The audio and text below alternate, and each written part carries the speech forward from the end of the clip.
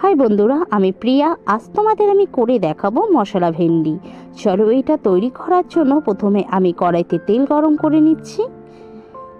ভালো করে তেলটা গরম হয়ে গেলে আমি ভেন্ডিগুলোকে আগে ধুয়ে তারপরে মাঝখান দিয়ে লম্বা করে কেটে নিয়েছি। এগুলোকে আমি ভালো করে লাল করে আগে ভেজে নেব। আগেই আমি নুন হলুদ দেবো না, তাহলে কিন্তু ভেন্ডিগুলো নরম হয়ে গিয়ে ভেঙে যাবে। যখন হালকা একটা লাল ভাব চলে আসবে তখন আমি দিয়ে দেবো হলুদ আর নুনটা। এটাকে দিয়েও প্রায় 3 থেকে 4 মিনিট ভালো করে আবার লাল করে ভেজে তুলে নেব। সেই তেলের মধ্যেই আমি দিয়ে দেব জিরে ফোড়ন, দিয়ে দেবো রসুন কুচি আর একটা বড় আকারে পেঁয়াজ কুচি, দিয়ে দেবো লঙ্কা কুচি। সবগুলোকে ভালো করে 2 মিনিট ভালো করে ভেজে নেব।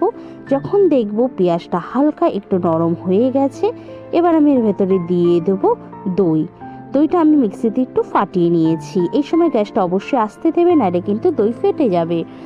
একটু নেড়ে চেড়ে এবার আমি দিয়ে দেব জিরের গুঁড়ো, ধনের গুঁড়ো, হলুদ, স্বাদ অনুযায়ী লবণ, সামান্য একটু মিষ্টি আর দিয়ে দেবো রঙের জন্য কাশ্মীরি লঙ্কার গুঁড়ো। সবগুলোকে আবার 2 থেকে 3 মিনিট ভালো করে কষিয়ে দেবো। যখন দেখবো মশলা দিয়ে তেল বেরিয়ে এসেছে তখন আমি ভেজে রাখা ভেন্ডিগুলো দিয়ে দেবো।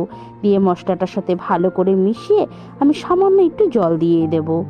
জল দিয়ে একটু মিশিয়ে আমি প্রায় 5 মিনিটের জন্য গ্যাস আস্তে দিয়ে ঢাকা দিয়ে রাখবো। আমার 5 মিনিট হয়ে গেছে, দেখো ঝোলটাও টেনে গেছে আর কত সুন্দর একটা তেল বেরিয়ে এসেছে। একটু নেড়ে চেড়ে আমরা এটা পরিবেশন করে ফেলবো। এই রেসিপিটা রুটি বা লুচির সাথে না অসাধারণ খেতে। তোমরা বাড়িতে অবশ্যই ট্রাই করবে আর আমাকে জানাবে কেমন হয়েছে। রান্নাটা ভালো লাগলে একটা সাবস্ক্রাইব করে দিও। Thank you so much.